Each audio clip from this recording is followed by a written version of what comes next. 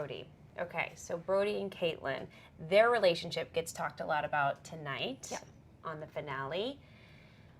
What was your thought process during this whole time with all these rumors swirling that they weren't such a happy married couple? They were saying, yes, we are. What are you talking about?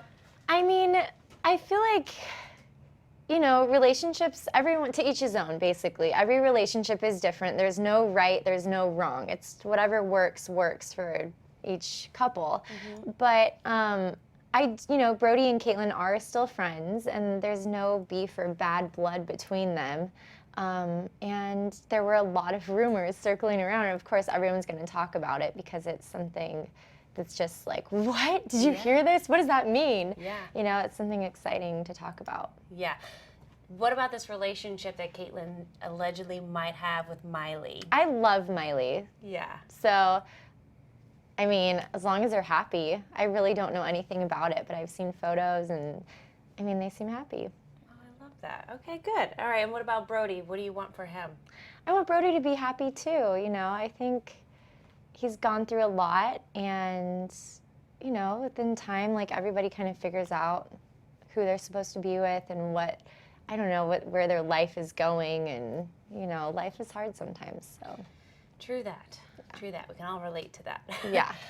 Speaking of life being hard, on top of doing a reality show, you're a mama. How was that working on the show, doing the mom duties, doing all the other commitments that you have? Honestly, it was really hard because my daughter's not on the show with me, so it was really hard driving to LA to film and then driving back to her and going back and forth, and that separation was really hard.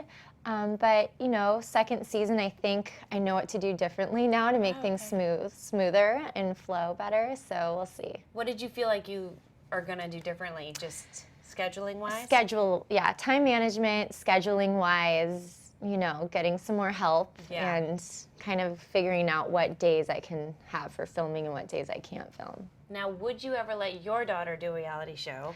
I honestly think her version, I think that generation of kids, their version of reality is like YouTube videos of watching little kids play with dolls and slime, making slime. Like, that's their version of reality. True. It's like toy reviews. Yes, toy reviews.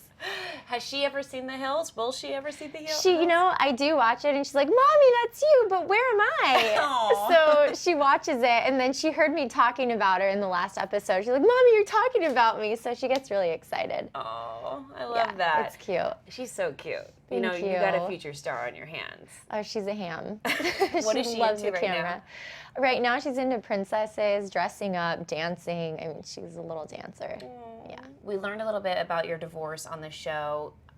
Were your castmates very supportive for you during this time?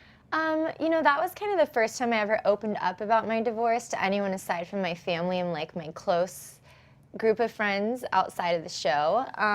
So it was really hard opening up because a lot of people that aren't really going through a divorce, they don't understand what it's like or what you're going through. It's like mourning a death almost. So, you know, some people understood it and other people didn't, but I was vulnerable. I talked about it a little bit, but I didn't get in too much detail because it's just too heavy.